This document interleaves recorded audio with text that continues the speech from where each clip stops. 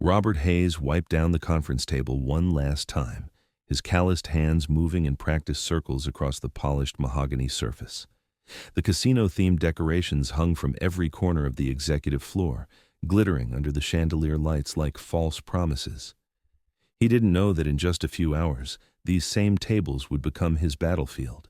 He didn't know the CFO's arrogant challenge would force him to reveal a past he'd buried deep.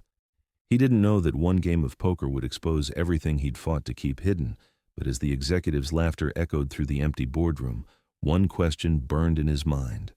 Could the skills that once saved his dying wife now save his dignity? Before we carry on, please hit the subscribe button to make my day and let me know where you are watching from in the comments. The fluorescent lights in the maintenance closet flickered as Robert Hayes folded his gray uniform and stuffed it into his locker. His shift at Meridian Financial Group had stretched past midnight, and his body ached from scrubbing floors, emptying trash bins, and cleaning bathrooms that executives soiled without a second thought. At 42 years old, Robert had the weathered hands of a man who'd worked twice that long, calluses layering upon calluses until his palms felt like worn leather. His reflection in the small, cracked mirror mounted inside the locker door showed tired brown eyes, premature gray streaking through his dark hair, and the kind of exhaustion that sleep couldn't fix. The building hummed with its after-hours silence, broken only by the distant whir of HVAC systems and the occasional security guard's footsteps. Robert preferred these quiet hours. During the day, executives and analysts rushed past him as though he were invisible, their designer shoes clicking against floors he'd polished, their conversations about mergers and acquisitions floating over his head like they existed in a different atmosphere. He was furniture to them, less than furniture, just another piece of the infrastructure that kept their world running smoothly. Robert grabbed his thermos and lunch bag, heading toward the service elevator.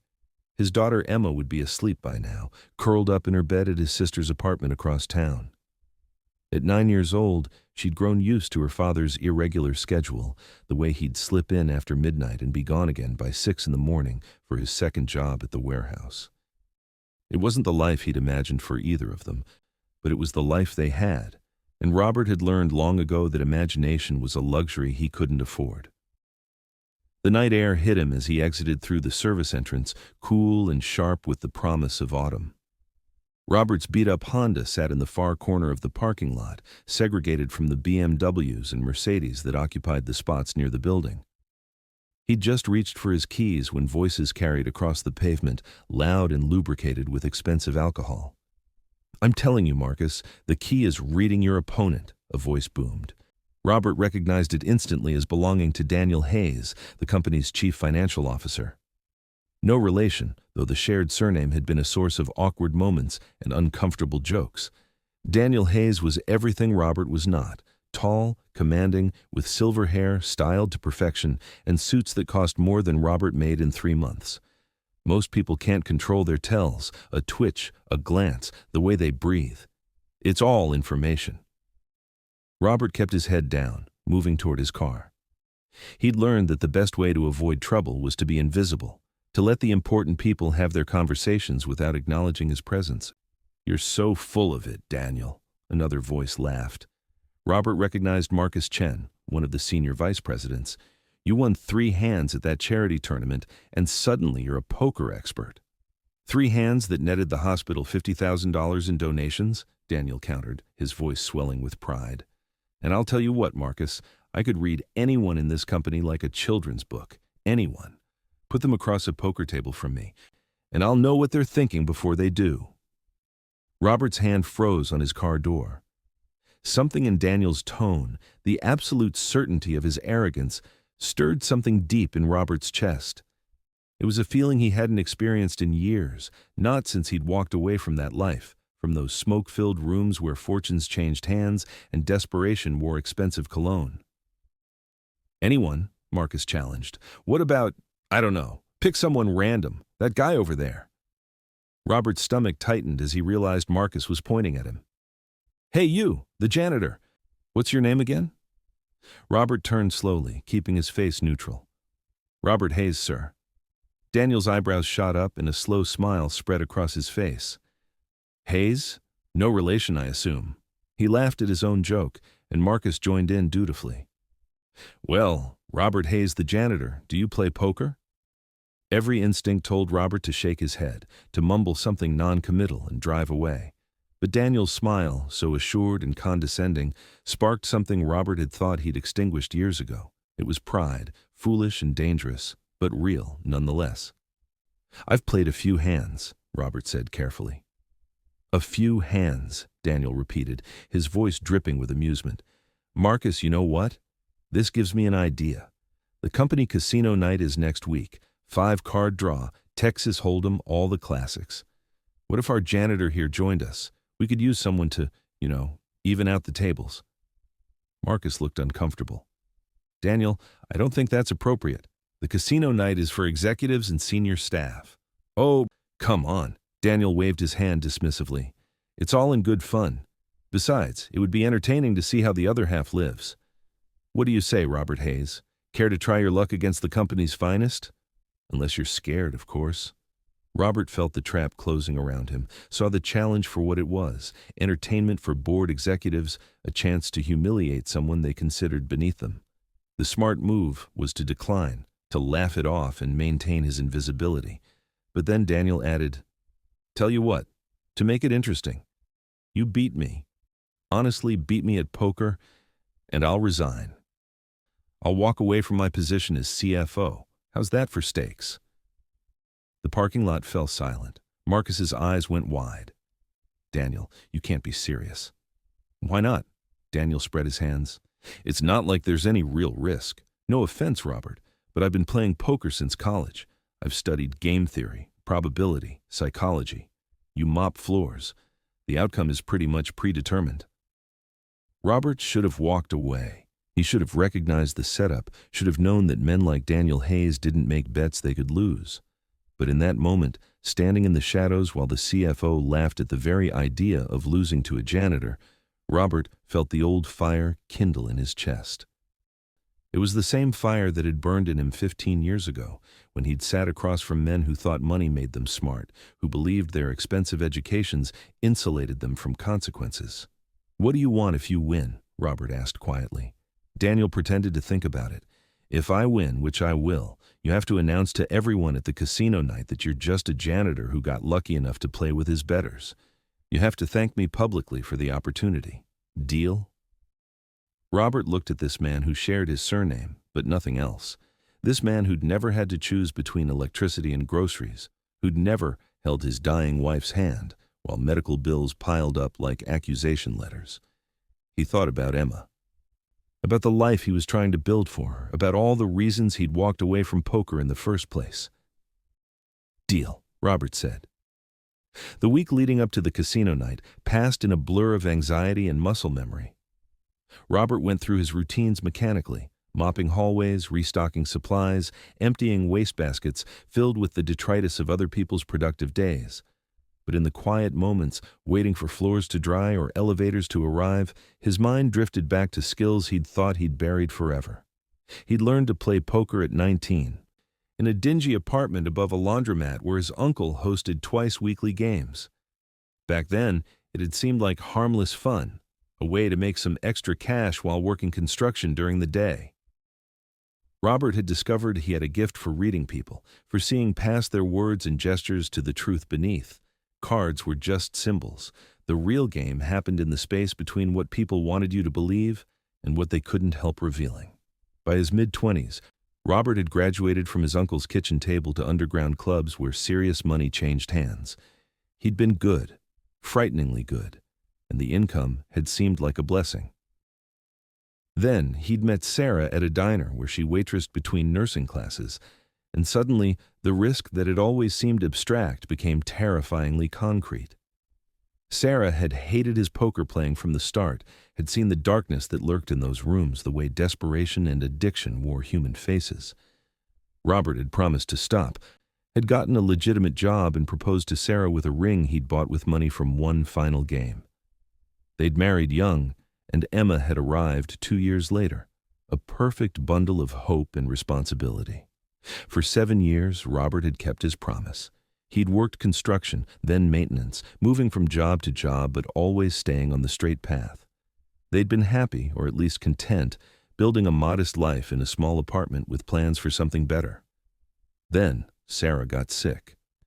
It started with fatigue she couldn't shake, then pain that kept her up at night. The diagnosis came 3 months after the first symptoms: stage 3 lymphoma, aggressive and hungry. The treatments were brutal and expensive, and their insurance was bare bones at best. Robert had worked 3 jobs, slept 4 hours a night, and watched his savings evaporate like water on hot concrete. It wasn't enough. It was never enough. The bills had piled up faster than he could pay them. $12,000 for the first round of chemotherapy, $8,000 for the hospital stays, $15,000 for the experimental treatment the doctors recommended. Sarah had begged him not to do anything foolish, had held his hand with her frail fingers, and told him they'd figure it out. But Robert had seen the numbers, had done the math, and knew that figuring it out meant watching her die while he stood by helplessly. So he'd gone back to the poker rooms. It was supposed to be temporary, just enough to cover the next round of treatments. Robert had told himself he could control it, that he'd walk away once Sarah was better. The first night back, his hands had shaken so badly he could barely hold his cards. But then the game had started, and it was like his body remembered what his mind had tried to forget. He'd read the other players effortlessly, seen through their bluffs and calculated odds with the cold precision of desperation. He'd won $11,000 that first night. For 6 months, Robert had lived a double life. By day, he was the devoted husband, sitting at Sarah's bedside during treatments, holding her hair back when she got sick, reading to her when she was too weak to hold a book. By night, he became someone else, someone who moved through underground poker rooms with quiet confidence, who accumulated winnings that translated directly into his wife's continued survival. He'd been good at compartmentalizing, at keeping the two worlds separate. Sarah had never known where the money came from. Robert had told her his boss had given him a raise, that his overtime was paying off, that insurance had covered more than they'd thought. She'd been too sick to question it, too focused on fighting for her life to examine the lies her husband told with love in his heart. The poker rooms had been different from his uncle's friendly games. These were places where serious players came to win serious money, where the stakes started at $500 and climbed from there. Robert had recognized the danger immediately. The men with dead eyes who'd bet their last dollars on a pair of fives, the professionals who treated poker like accountants, treated spreadsheets, the addicts who chased losses until they lost everything. But Robert had also recognized something else. Most of these men, no matter how experienced, played with ego instead of intelligence. They let pride cloud their judgment, let anger dictate their bets, let greed push them past the point of rationality. Robert played none of these ways. He played with the cold focus of a man who understood that every chip represented his wife's heartbeat, that every hand could mean the difference between treatment and surrender.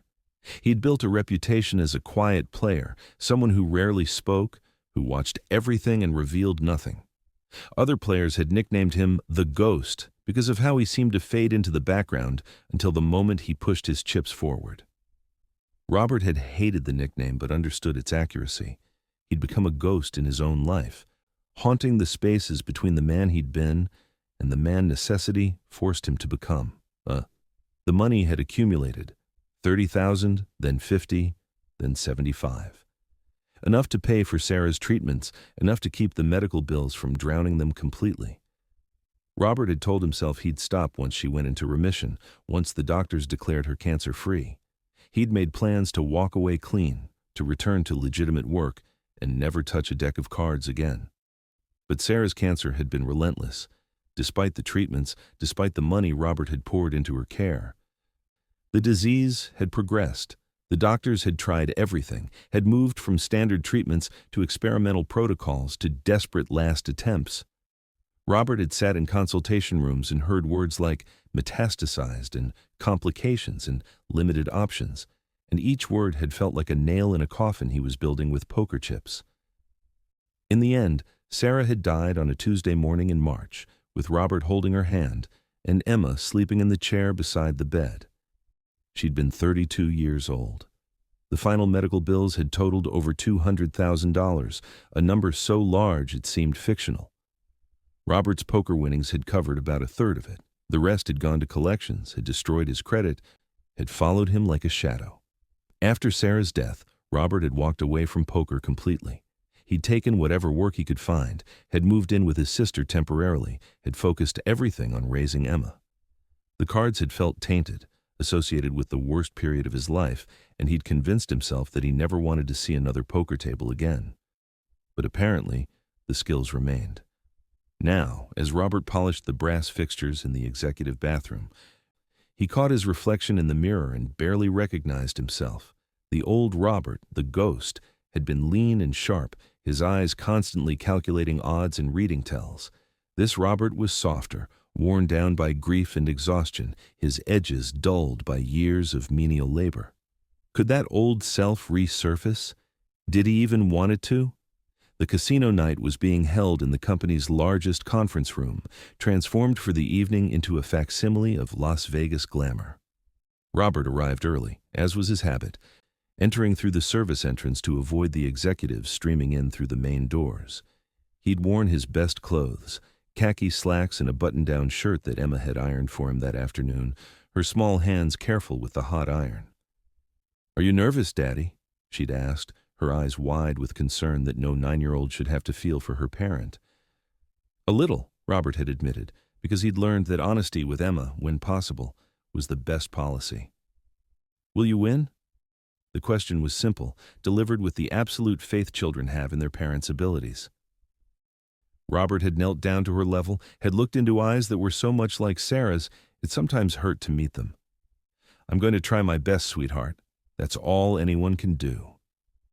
Now, standing at the entrance to the transformed conference room, Robert felt that promise weighing on him. The space had been decorated with red and black tablecloths, playing card motifs and elaborate centerpieces featuring poker chips and dice. 3 tables were set up for different games: blackjack, roulette, and poker. The poker table sat in the center, commanding attention with its green felt surface and professional dealer. Executives mingled around the bar, laughing too loudly and drinking too freely. Robert recognized most of them from his nightly rounds. Jennifer Morrison from accounting, who always left her office a mess. Paul Rodriguez from operations, who'd once yelled at Robert for vacuuming too loudly. Catherine Wells from human resources, who smiled at him sometimes but never quite met his eyes. And there, holding court near the poker table, was Daniel Hayes. The CFO had dressed for the occasion in an expensive suit with the jacket off, his sleeves rolled up to suggest casual confidence. He was demonstrating something to a circle of admirers, his hands moving expressively as he explained some finer point of poker strategy. When he spotted Robert entering, his face lit up with the kind of smile a cat gives a mouse. "Ladies and gentlemen," Daniel announced, his voice cutting through the ambient chatter, "our special guest has arrived. Robert Hayes, come on over here. Don't be shy." Every head turned toward Robert, and he felt the weight of their gazes, assessing and dismissing him in the same moment. He walked toward the exit, feeling the weight of dozens of eyes following him. But this time the attention felt different. It wasn't the dismissive invisibility he'd grown accustomed to, but genuine regard, the kind that came from seeing someone fully for the first time. The night air outside felt cleaner somehow, crisper, as though the confrontation had cleared away something stale and oppressive. Robert walked to his car with steady steps, his hands finding his keys without fumbling. The adrenaline was beginning to fade now, replaced by a bone-deep exhaustion that felt strangely satisfying. He had done what he needed to do, said what needed to be said, and somehow managed to avoid destroying anyone in the process. His phone buzzed as he settled into the driver's seat, a text from his sister Rachel. "Emma keeps asking if you won. She's convinced you're going to beat everyone. I told her you're probably on your way home." Robert smiled, typing back a quick response. "Tell her I won. I'll explain when I get there." The drive home took 45 minutes through empty streets, past closed storefronts and flickering streetlights that marked the passage of neighborhoods from affluent to working class. Robert's mind replayed the evening, not with regret, but with a strange sense of completion, as though he'd closed a door he hadn't realized was still open. When he pulled up to his sister's apartment building, he could see lights on in her third-floor unit. Rachel met him at the door, her face a mixture of curiosity and concern. At 38, she looked tired in the way that single mothers of 2 always did, her hair pulled back in a practical ponytail, her clothes chosen for comfort rather than style. "So?" she asked, stepping aside to let him in.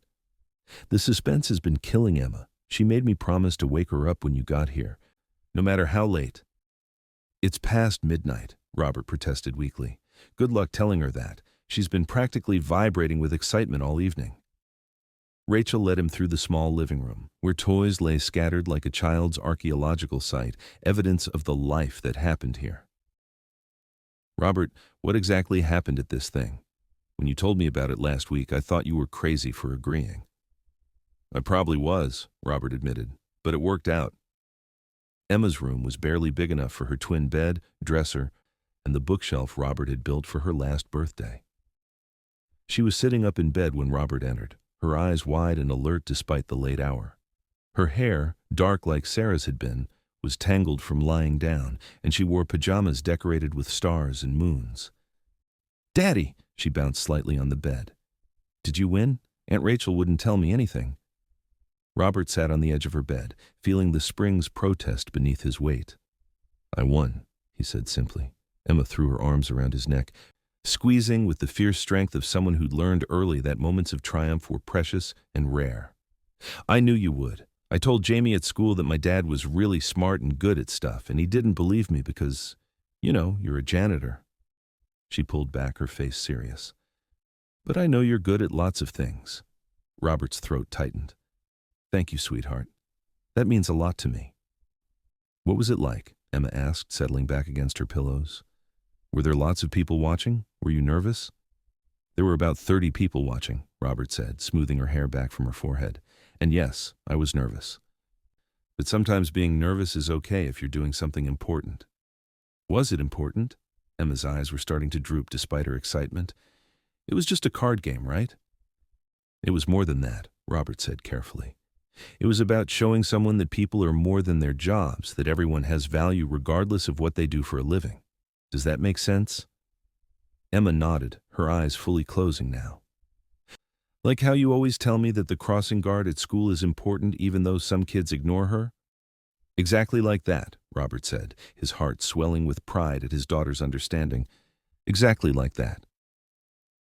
Within minutes, Emma had fallen asleep, her breathing evening out into the deep rhythm of childhood rest. Robert sat for a moment longer, watching her in the dim light from the hallway, thinking about all the things he wanted to give her and couldn't, all the ways he tried to be enough and fell short. Rachel was waiting in the kitchen when he emerged, 2 mugs of tea already steeping on the counter. She handed him one and gestured toward the small kitchen table. "Sit, talk. You've got that look on your face." "What look?" Robert asked, settling into the chair that wobbled slightly on uneven legs. "The look that says you've been thinking too hard about things." Rachel sat across from him, cradling her mug. "So what really happened tonight? And don't give me the abbreviated version you gave Emma." Robert told her everything, from Daniel's initial challenge to the final hand, from the moment he'd revealed his past to the scholarship fund Daniel had promised. Rachel listened without interrupting, her expression shifting from concern to surprise to something like satisfaction. "So you humiliated the CFO at poker," she said when he finished. "That's simultaneously the most badass and most potentially career-ending thing I've ever heard you do." "I didn't humiliate him," Robert corrected. "I just beat him. There's a difference. A difference he probably doesn't appreciate." Rachel took a sip of her tea, studying him over the rim of her mug. "What happens now? Do you think this changes anything?" Robert considered the question carefully. "I don't know. Maybe. People saw me differently tonight, at least for a moment. Whether that lasts past tomorrow morning, I can't say." "But you said what you needed to say," Rachel observed. "And you showed them who you really are." "Part of who I am," Robert corrected. "The poker player was just one part, and not even the most important one. The important parts are sitting in that bedroom and trying to figure out how to pay for her braces next year." Rachel smiled. "You're a good father, Robert. Sarah would be proud of how you've raised Emma." The mention of Sarah's name brought the familiar ache, duller now after 5 years, but never entirely gone. "I hope so," Robert said quietly. "I hope she'd understand why I did what I did. Both back then and tonight." "She would," Rachel said with certainty. "She knew who you were, all of you, even the parts you tried to hide, and she loved you anyway. That's what love is. They sat in companionable silence for a few minutes, drinking their tea and listening to the building settle around them. Finally, Rachel spoke again. "So what are you going to do with this poker gift of yours? Marcus was right, you know. That kind of skill could be lucrative in legitimate tournaments." "I've thought about it," Robert admitted. "There are regional tournaments that have decent prize pools. Nothing like the underground games, but enough to make a difference. But every time I think about it, I remember where it led me before. The rooms, the desperate people, the way it consumed everything." "But you're different now," Rachel pointed out. "You're not desperate. You have perspective. Maybe you could play it differently this time, set strict limits, treat it like a job instead of a compulsion." "Maybe," Robert said, but he didn't sound convinced. "Or maybe I'd tell myself I could control it and end up in exactly the same place. Addiction isn't always about substances, Rachel. It can be about behaviors, about the rush of risk and reward. I felt it tonight, just for a moment when I pushed all my chips forward. That feeling of everything hanging on a single decision. It was exhilarating and terrifying, and I'd forgotten how much I'd missed it." Rachel reached across the table and squeezed his hand. "Then trust yourself to know your limits. You walked away once because you had to. If you ever go back, it'll be because you choose to, on your terms." "That's a completely different thing."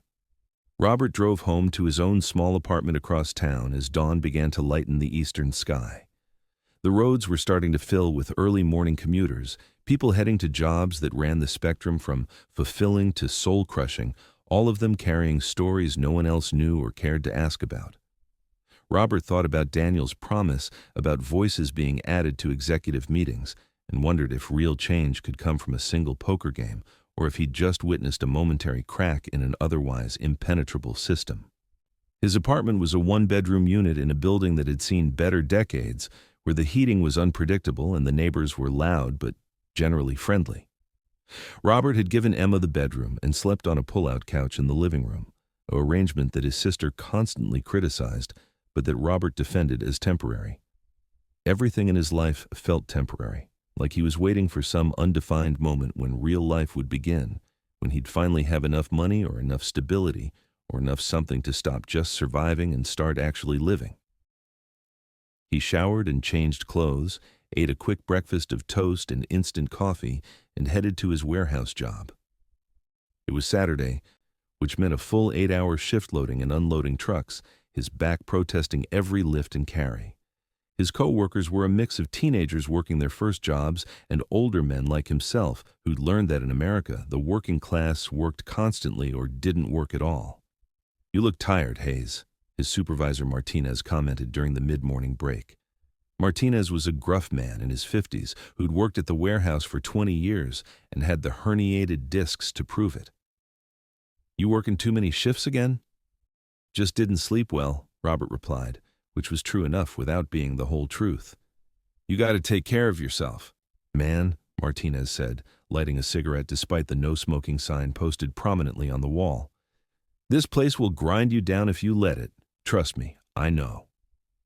Robert returned to work, lifting boxes that weighed 40 pounds each, loading them onto pallets that would be shrink-wrapped and shipped to stores across the region.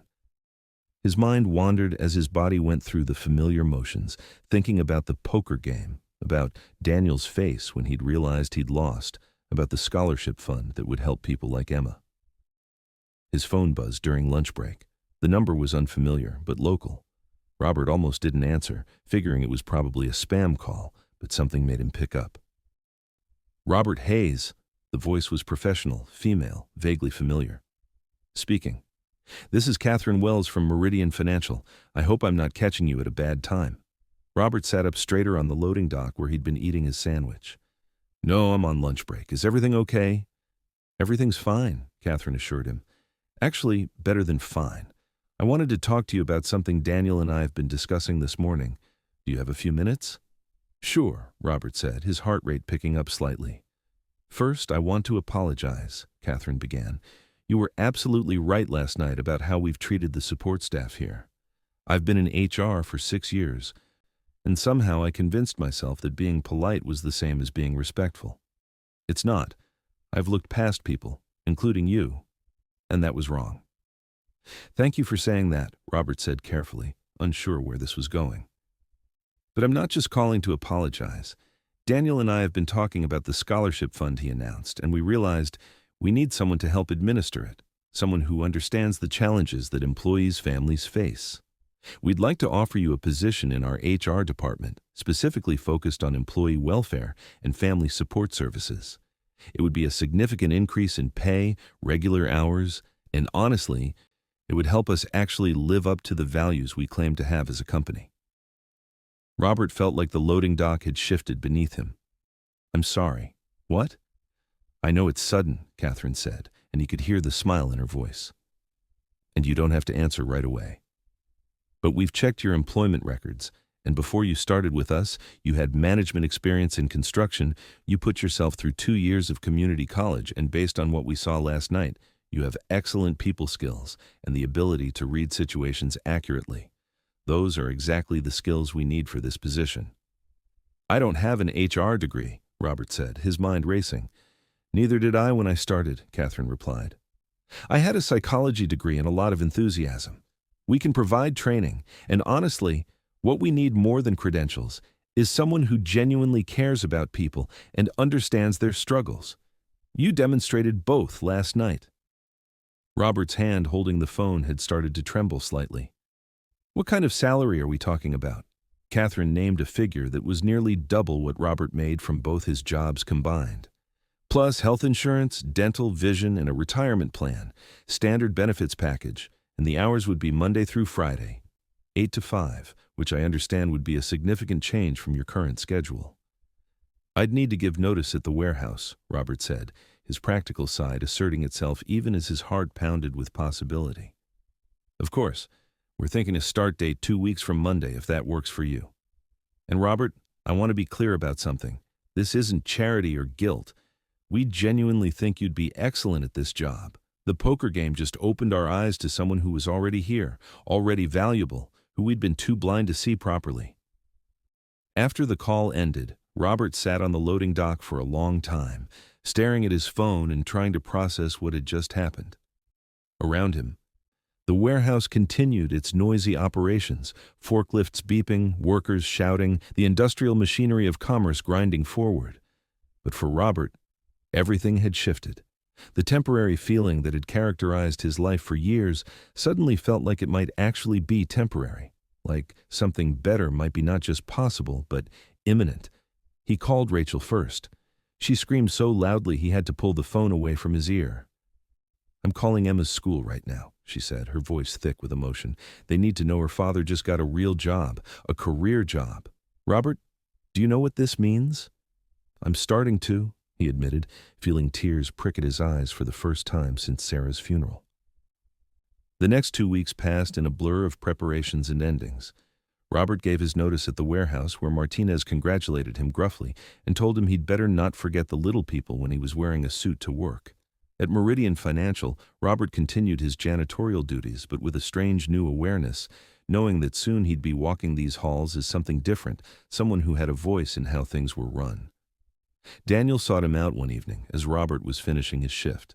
The CFO looked uncomfortable. His usual confidence replaced with something more genuine and vulnerable. I wanted to thank you again, he said, for how you handled everything. You could have destroyed me that night, made me look like a complete fool, and you chose not to. That took character. You're not a bad person, Daniel, Robert said, putting away his cleaning supplies. You were just blind in the way that privilege makes people blind. We all are, in different ways. Still, Daniel persisted, I've been thinking a lot about what you said, about seeing people. I had lunch yesterday with 3 of our security guards, just to talk, to learn their stories. Did you know that Winston, the guy who works the night shift, is writing a novel? He's been working on it for 8 years, writing during his breaks. He let me read a few chapters. It's actually good, really good. Robert smiled. Winston gave me a chapter to read about 6 months ago. He's talented. And I never knew, Daniel said quietly. I've walked past him hundreds of times and I never knew. That's going to change. I'm making sure of it. Robert's first day in his new position came with a neatly pressed shirt that Emma had insisted on helping him pick out, his first tie in years, and shoes that Rachel had bought him as a congratulations gift. He walked through the front entrance of Meridian Financial instead of the service entrance, and the symbolism wasn't lost on him. The receptionist, whose name he'd learned was Patricia, and who did indeed write poetry, smiled at him warmly. "Good morning, Mr. Hayes. HR is on the 4th floor. Congratulations on the new position." "Thank you, Patricia," Robert replied. "And please, just Robert." His office was small, but had a window, a desk with a computer, and a nameplate that read, "Robert Hayes, Employee Welfare Coordinator." Catherine spent the morning walking him through his responsibilities, introducing him to the HR team, and outlining the scholarship fund parameters. By lunch, Robert's head was spinning with information about benefit packages, employee assistance programs, and organizational structures.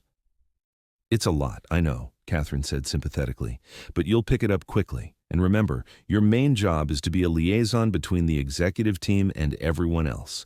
You're the person who makes sure we don't forget that our decisions affect real people with real lives." Over the following weeks, Robert threw himself into his new role with the same intensity he'd once brought to poker games. He created systems for employees to submit concerns anonymously, established regular town halls where anyone could voice opinions, and personally interviewed staff from every department to understand their needs and challenges. The scholarship fund launched with its first recipient, a security guard's daughter who'd been accepted to nursing school but couldn't afford tuition. Emma adjusted to having a father with regular hours, with a mixture of delight and suspicion, as though she was waiting for the other shoe to drop. "Is this real?" she asked one evening as they ate dinner together, a rarity that was becoming routine. "You're really going to be home every night?" "I'm really going to be home every night," Robert confirmed, "and we're going to have weekends together. And I'll be able to come to your school concerts and parent-teacher conferences without having to beg for time off." "What about money?" Emma asked with the blunt practicality of a child who'd learned too young that money mattered. "Are we still poor?" "We're not rich," Robert said carefully, "but we're not struggling the way we were. I can afford your braces now, and we might even be able to move to a 2-bedroom apartment soon, so you can have your own room." Emma's eyes filled with tears, and she looked down at her plate. "I miss Mom," she said quietly. "I wish she could see this." Robert moved around the table and pulled her into a hug. "I miss her too, sweetheart, every single day. But I think she can see this somehow, and I think she's proud of both of us." 3 months into his new position, Robert was invited to his first quarterly executive meeting. He sat at the large conference table, surrounded by people who'd once ignored him, prepared to represent the voices of employees who'd never had representation before. Daniel opened the meeting by acknowledging Robert's presence and the importance of including diverse perspectives in decision-making. "Before we get into the financial reports," Daniel said, "I want to hear from Robert about employee concerns and suggestions. Robert, the floor is yours." Robert pulled out his notes, feeling nervous but determined.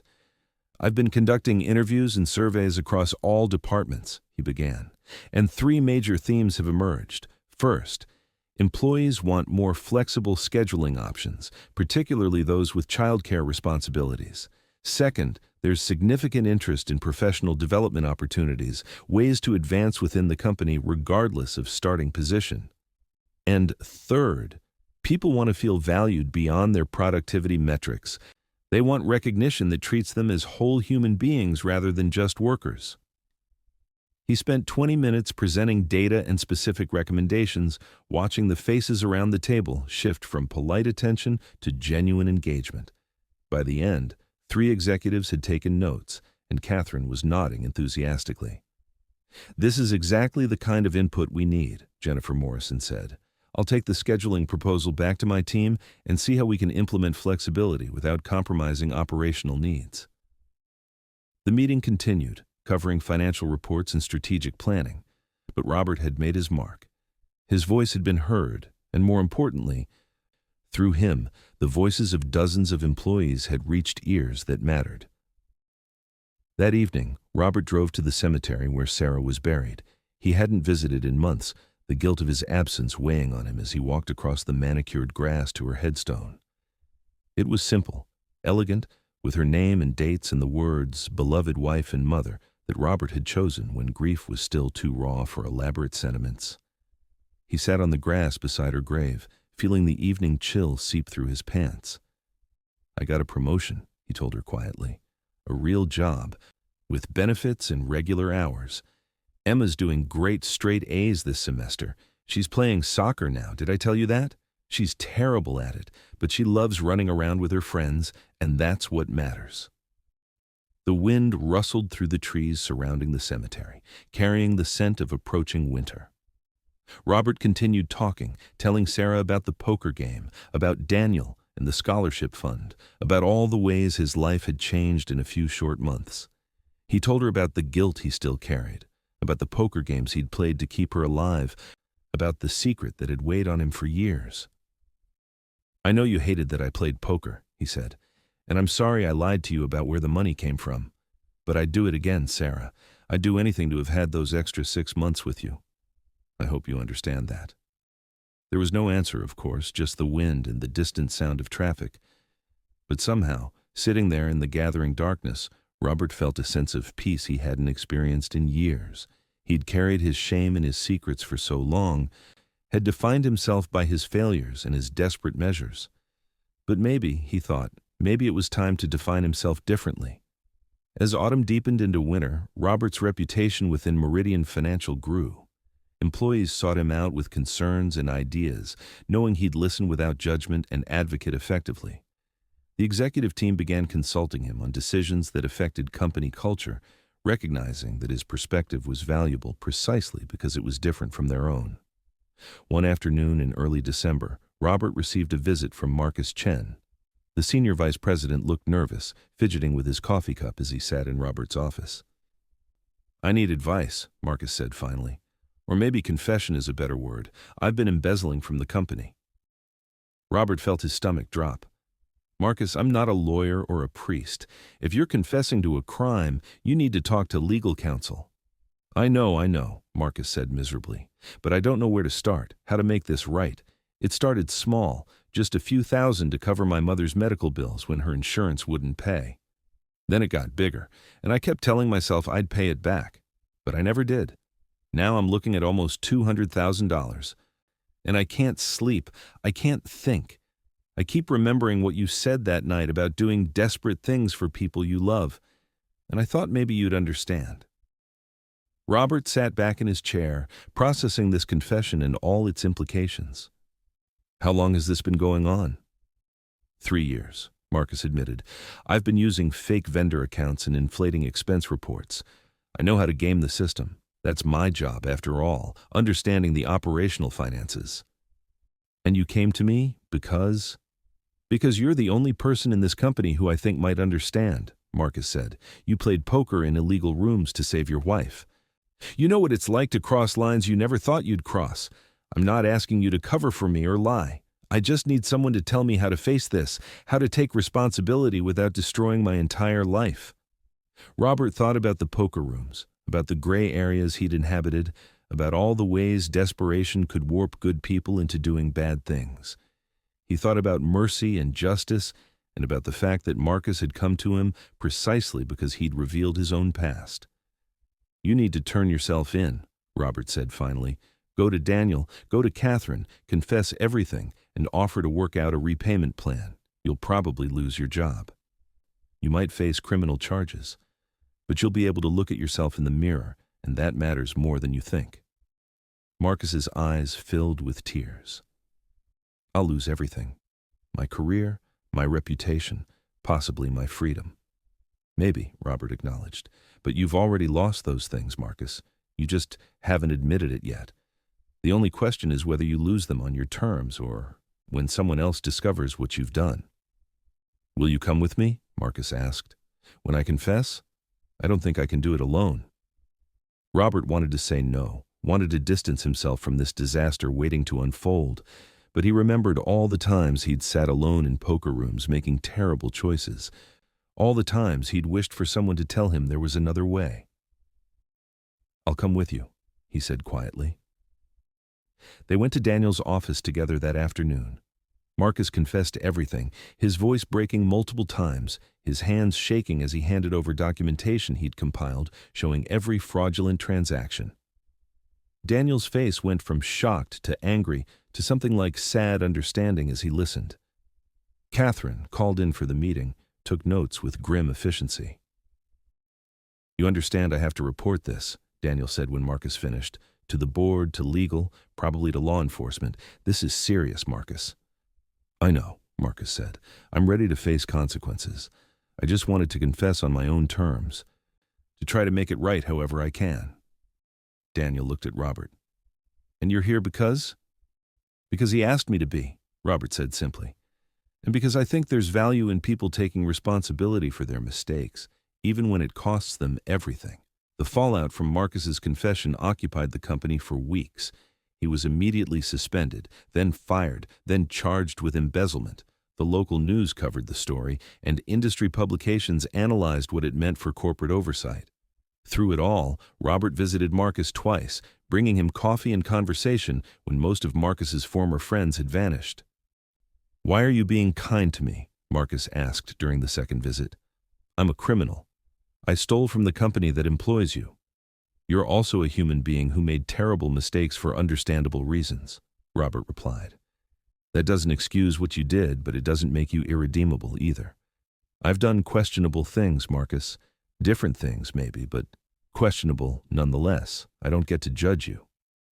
"The prosecutor wants me to plead guilty," Marcus said. "Probably looking at 2 years in prison, plus restitution. My lawyer says it's the best deal I'll get."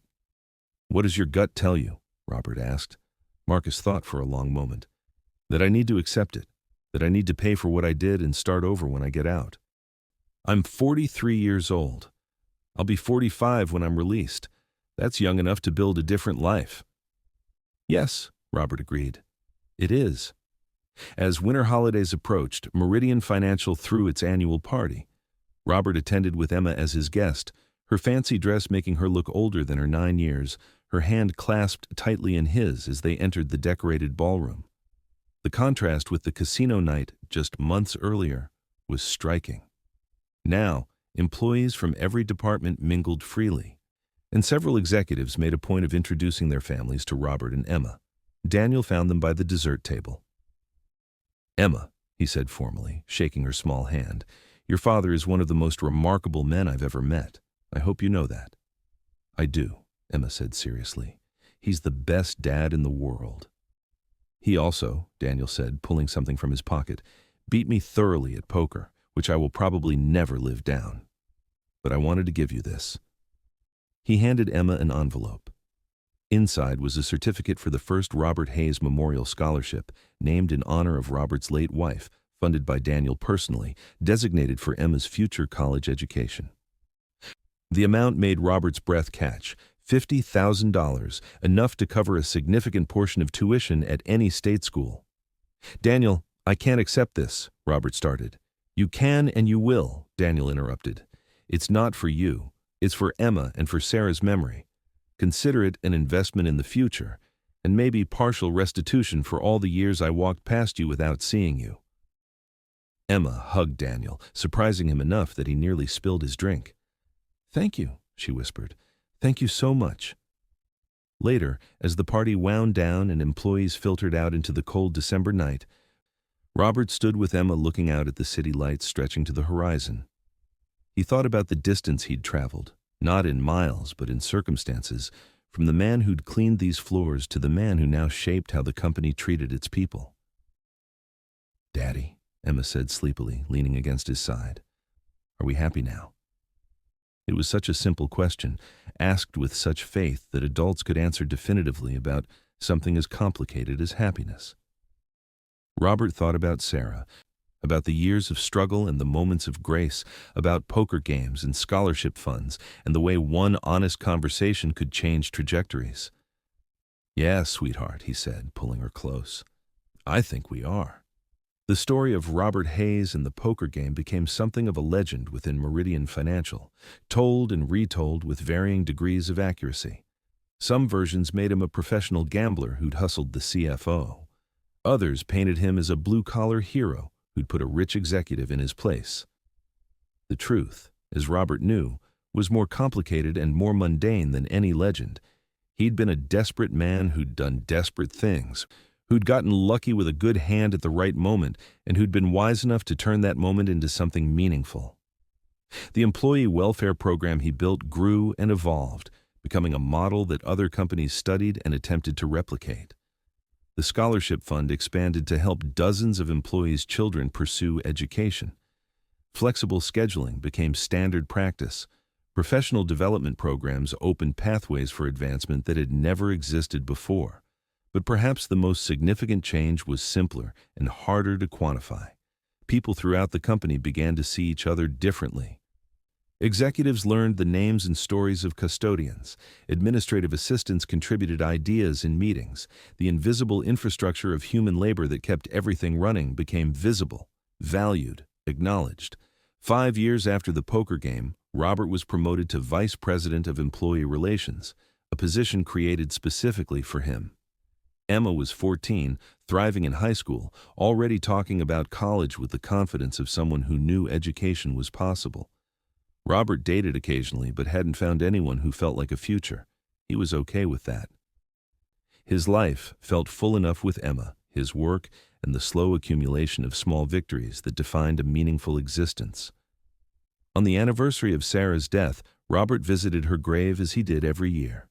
He brought flowers and news, told her about Emma's soccer trophies and debate team successes, about the promotion and the lives he'd helped change.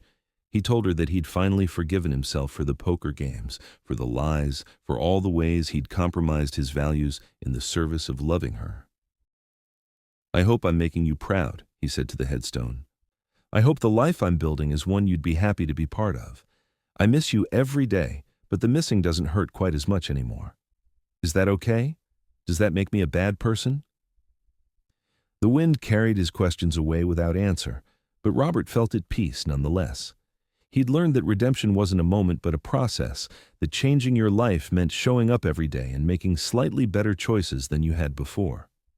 He'd learned that desperation could make monsters or heroes, depending on what you did after, and that the true measure of a person wasn't their worst moment, but their willingness to grow beyond it. As Robert drove home that evening, he passed the building where he'd once played underground poker. It was closed now, transformed into a community center that offered addiction counseling and financial literacy classes. The symbolism was almost too perfect, like something from a story rather than real life. But then again, Robert thought, maybe the best stories were the ones that felt real because they understood that change was possible, difficult, and worth pursuing. Emma was waiting when he got home, having used her own key to let herself in after school. She'd made dinner, simple pasta with jarred sauce, but made with love and the growing competence of someone learning to be independent. They ate together, talking about her day and his, the comfortable rhythm of a family reduced but not broken. "Dad," Emma said as they cleaned up dishes, "I've been thinking about Mom lately." "Oh?" Robert kept his voice neutral, letting her lead. "Not sad thinking," Emma clarified, "just wondering what she'd think about our lives now, about your job and our apartment and how things turned out." Robert dried his hands on a dish towel, considering his answer carefully. "I think she'd be proud of us, of how we survived and kept going and found ways to be happy even when it seemed impossible. Your mom was strong, Emma. You have her strength." "And her eyes," Emma added, smiling. "Everyone says I have her eyes." "You do," Robert confirmed. "The best parts of her live on in you." That night, after Emma had gone to bed, Robert sat at his kitchen table with a deck of cards. He'd bought them on impulse months ago but hadn't opened the package. Now, he broke the seal and shuffled the cards slowly, feeling their weight and texture, remembering countless hands played in countless rooms. The skill was still there. He could feel it, the ability to read odds and people in the space between probability and outcome. But he didn't need it anymore. That was the thing that Daniel had never understood, that no one who'd lived easily could fully grasp. Sometimes skills you needed to survive became irrelevant when survival stopped being the central question of your existence. Robert had been a good poker player because circumstances demanded it. Now, circumstances demanded something different: stability, consistency, presence. He was learning to be good at those things instead. Robert put the cards away and went to bed, settling into the quiet routine of a life that might not be extraordinary but was his own. Outside, the city hummed with its millions of stories, people struggling and succeeding, failing and trying again. Learning that life rarely dealt perfect hands, but always offered the chance to play what you were given as well as possible.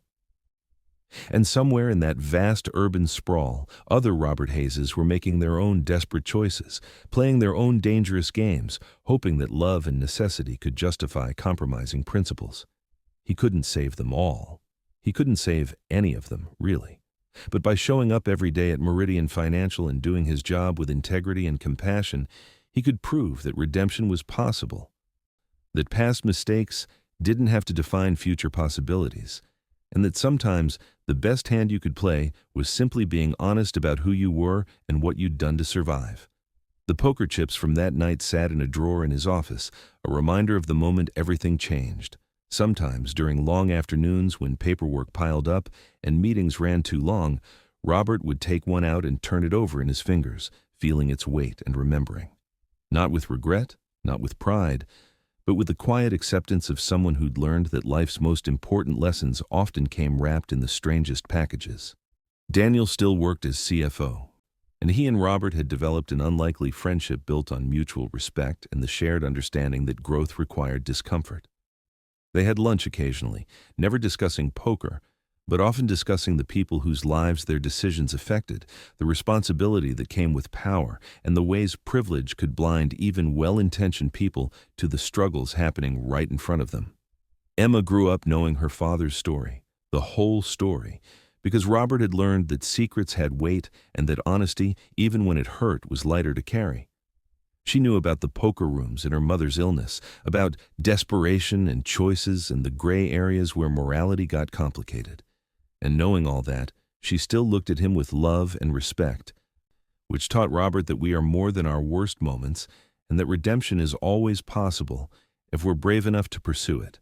Years later, when asked about that night at the casino-themed party, Robert would smile slightly and say it wasn't really about the cards at all.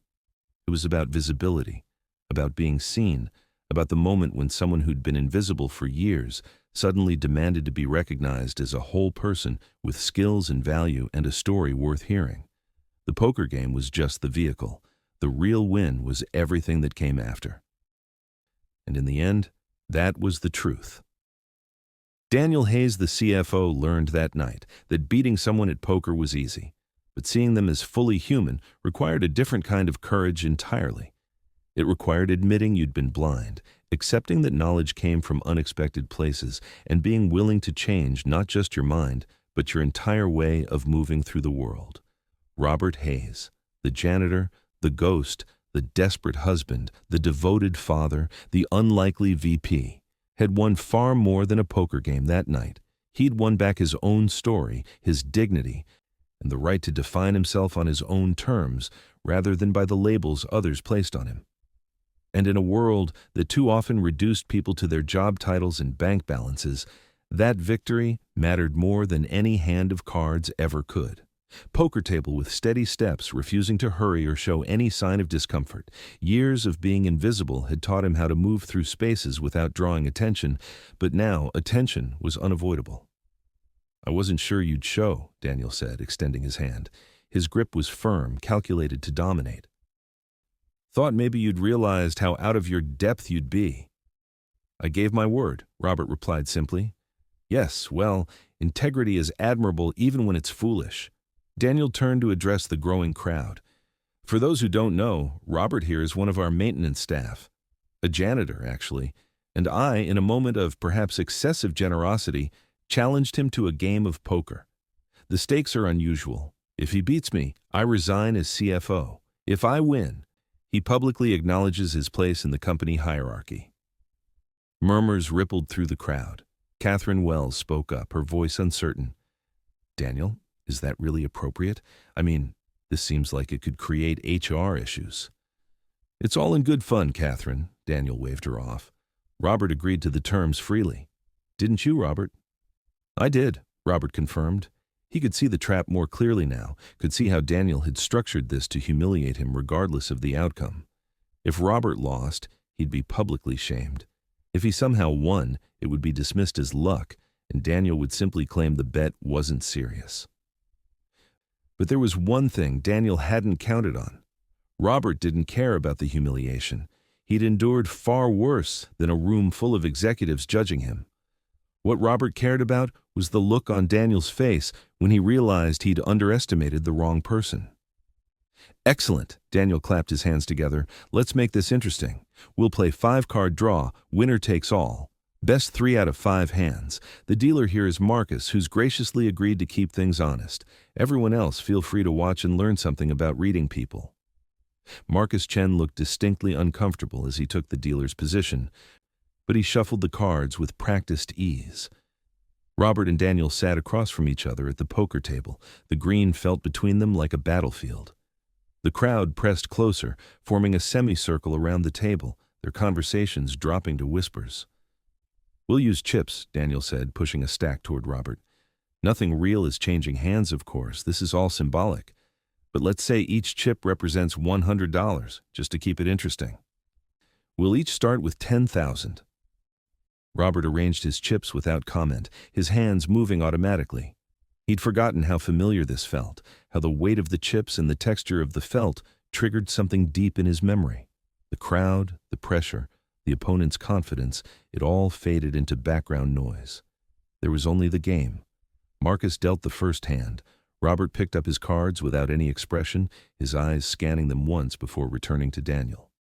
He'd been dealt a pair of jacks, a queen, a 7, and a 3. Not great, but playable. Daniel picked up his cards and immediately smiled. It was a small smile, controlled, but Robert saw it. More importantly, he saw the micro-expression that preceded it, the slight widening of Daniel's eyes that suggested pleasant surprise. Daniel had good cards, probably very good cards. "I'll open with 500, Daniel said, pushing chips forward. "Call," Robert replied, matching the bet. "Cards?" Marcus asked. Daniel discarded 2 cards and drew 2 more. His eyes flickered down, and Robert saw the disappointment, quickly masked. Whatever Daniel had drawn hadn't improved his hand as much as he'd hoped. Robert discarded 3 cards, keeping his jacks. Marcus dealt him replacements, and Robert looked at them without any change in expression. He'd drawn another jack and 2 low cards, 3 of a kind, decent odds of winning. "Your bet," Marcus said to Daniel. Daniel studied Robert for a long moment, his eyes searching for tells. Robert gave him nothing, his face as neutral as a statue. Finally, Daniel pushed forward another 500. "Raise 500. Robert didn't hesitate. "Call." They laid down their cards. Daniel had a flush, hearts, jack high. Robert had his 3 jacks. Daniel's flush won easily. "First blood to me," Daniel said, pulling in the chips with satisfied movements. Not bad for a warm-up. But Robert had learned what he needed to know. Daniel was skilled, more skilled than Robert had initially estimated, but he had a fundamental weakness. He broadcast confidence when he had strong cards. The smile, the decisive betting, the way he pulled in chips, it all screamed certainty. Which meant when Daniel was bluffing or had weak cards, he'd have to suppress those natural tells, and that suppression would create its own patterns.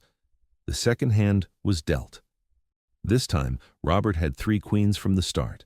He kept his face perfectly neutral, matching Daniel's opening bet of 500, and discarding 2 cards. He drew nothing useful, but his 3 queens were still solid. Daniel had discarded 3 cards, suggesting he was either holding a high pair or chasing a straight or flush. When the betting came back around, Daniel raised by 1,000. It was an aggressive move, designed to intimidate. Robert called without hesitation.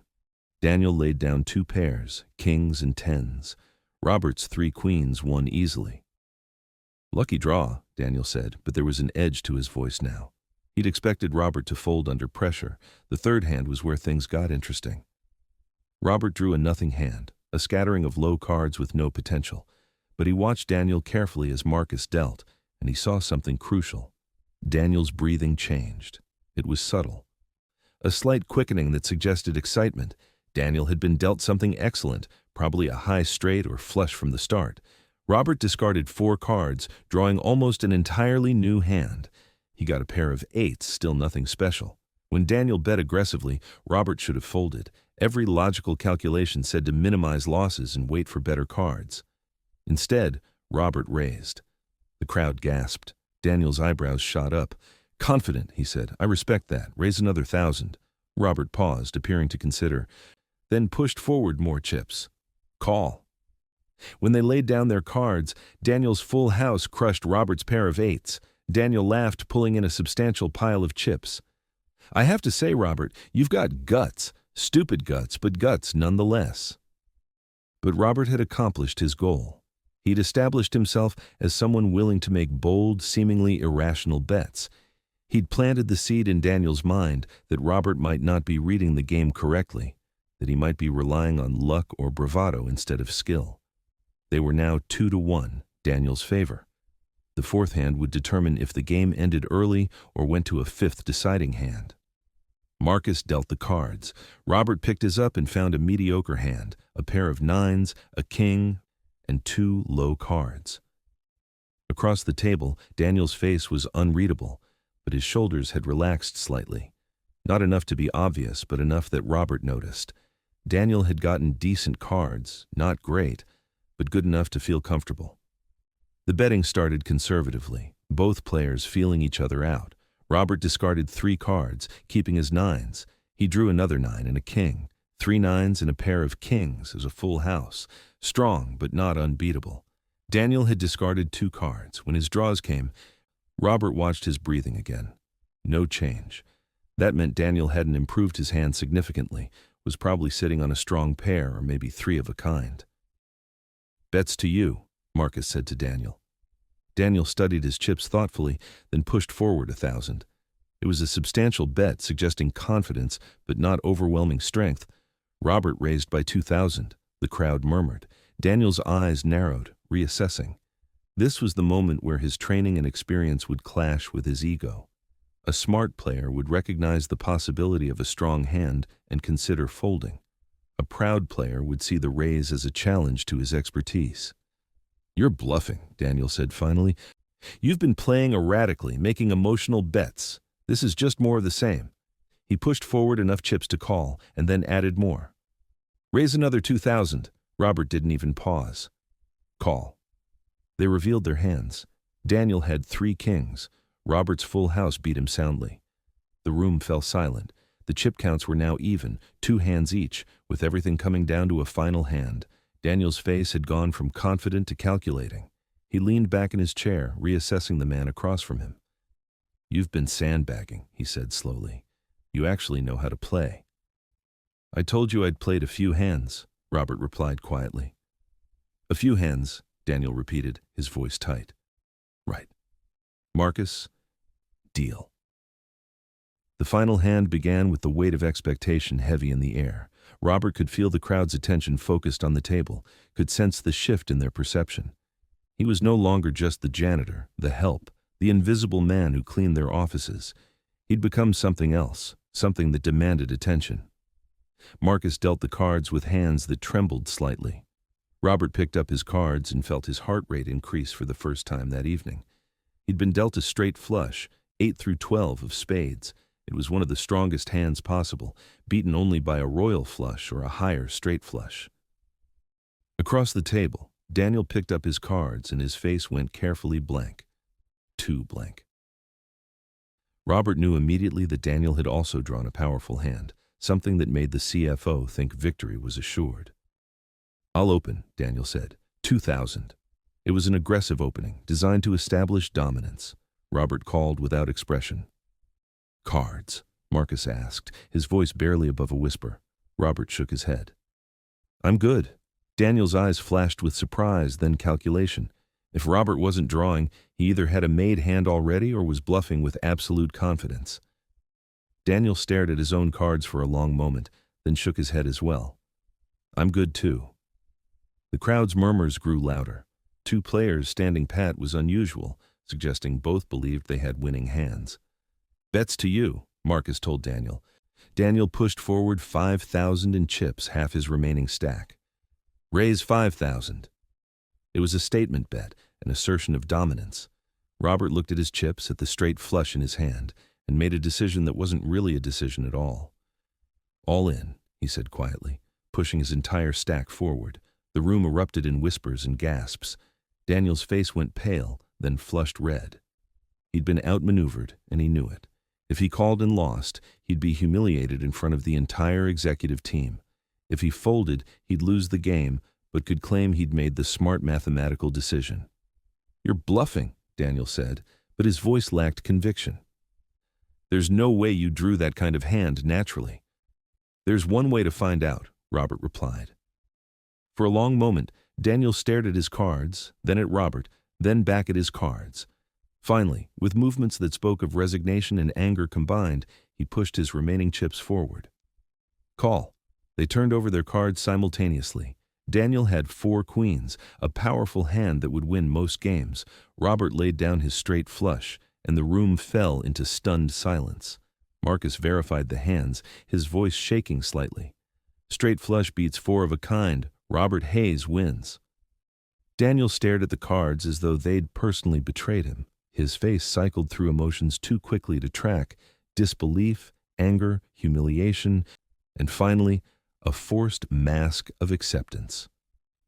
The crowd erupted in confused chatter, some people congratulating Robert while others looked to Daniel for his reaction. "Well," Daniel said finally, his voice tight, "a deal is a deal." "No," Robert said quietly. Everyone turned to look at him. Daniel's eyebrows rose. "What?" "No," Robert repeated, standing up from the table. "I don't want your resignation. I never did." "Then what was the point?" Daniel's voice was sharp with confusion and residual anger. "Why agree to this farce?" Robert looked around the room at all the faces staring at him. These people who'd ignored him for years, who'd stepped over him and around him and never once wondered about his story. He thought about Emma, waiting at home with her aunt, and about Sarah, who'd never known the things he'd done to save her. He thought about all the hands he'd played in dark rooms with desperate men, and all the times he'd convinced himself that the end justified the means. "Because you needed to learn something," Robert said. "You talk about reading people, about understanding them, but you never actually see anyone. I've cleaned your office for 2 years, Daniel. I've emptied your trash. I've vacuumed your floors, and you've never once looked at me as a person. None of you have." The words fell into a silence so complete Robert could hear his own heartbeat. Catherine Wells looked down at her drink. Paul Rodriguez shifted uncomfortably. Jennifer Morrison turned away. "I used to play poker professionally," Robert continued, his voice steady. "Or not professionally, exactly, but seriously. High-stakes games, underground rooms, places where people bet their mortgages and their futures. I was good at it. Really good. I had a gift for reading people, for seeing what they wanted to hide." He paused, gathering his thoughts. "Then my wife got sick. Cancer. The medical bills were crushing us, and insurance barely covered anything. I went back to playing poker to pay for her treatments. For 6 months, I lived a double life. By day, I was her husband, taking care of her, trying to stay positive. By night, I was the ghost, that's what they called me, winning enough money to keep her alive 1 more week, 1 more month." Robert's voice caught slightly, but he pushed through. "She died anyway. All that money, all those hours in poker rooms, and she died anyway. I walked away from it after that, promised myself I'd never play again. It felt dirty, tainted by everything I'd associated with it. But you know what I learned in those rooms, Daniel? I learned that people are basically the same at every level. The man betting his last $500 and the executive risking $50,000, they have the same tells, the same weaknesses, the same pride that makes them overestimate themselves." Daniel's face was unreadable now, his earlier confidence completely evaporated. "You challenged me because you thought you were better than me," Robert said. "Not better at poker, better as a person. You thought your education, your position, your salary made you smarter, more capable, more worthy. But you're not. You're just luckier. You were born into circumstances that gave you opportunities." "I was born into circumstances that taught me to survive." Robert picked up one of the poker chips, turning it over in his fingers. "This isn't about you resigning. You're actually pretty good at your job from what I can tell. The company's finances are solid. You make smart decisions, and people respect you. but respect isn't the same as seeing people. You walk through this building every day surrounded by people whose stories you don't know and don't care to learn. The security guard who checks your ID, he's putting 3 kids through college on his salary. The receptionist who greets you every morning, she's a published poet. The woman who delivers your mail, she speaks 4 languages fluently. He set the chip down carefully. And the janitor who cleans your office, he once played poker well enough to keep his dying wife alive for 6 more months. We're all people, Daniel. We all have stories, skills, and value that have nothing to do with our job titles. The silence that followed was different from before, heavier with understanding and uncomfortable recognition. Robert saw several executives looking at each other, seeing perhaps for the first time the ways they'd been blind. Finally, Daniel spoke. "I won't resign," he said slowly. "You've made it clear you don't want that, and honestly, despite being thoroughly humiliated, I appreciate the lesson, but I will do something else." He turned to address the room. "Effective immediately, I'm establishing a scholarship fund for dependents of all Meridian Financial Group employees, regardless of position. We'll start with $50,000 annually to help with college expenses, vocational training, whatever educational needs arise. And I'm going to personally invite representatives from every department, including maintenance and support staff, to our quarterly executive meetings. If we're making decisions that affect everyone, everyone should have a voice." Catherine Wells nodded approvingly. "I'll work with you on implementing that, Daniel. It's long overdue." Daniel turned back to Robert, extending his hand again. This time, when Robert shook it, the grip was different, lacking the domination attempt from before, more of a genuine acknowledgement. "Thank you," Daniel said, "for the poker lesson and the more important one." Robert nodded, releasing his hand. "I should go. My daughter's waiting up for me." "Robert," Marcus Chen called out as Robert turned to leave. "That was some of the best poker I've ever seen. If you ever want to play in some friendly games, not underground stuff, just regular tournaments, you should consider it. That kind of skill shouldn't go to waste." "Maybe someday," Robert said. "But right now, I've got other priorities." He walked toward the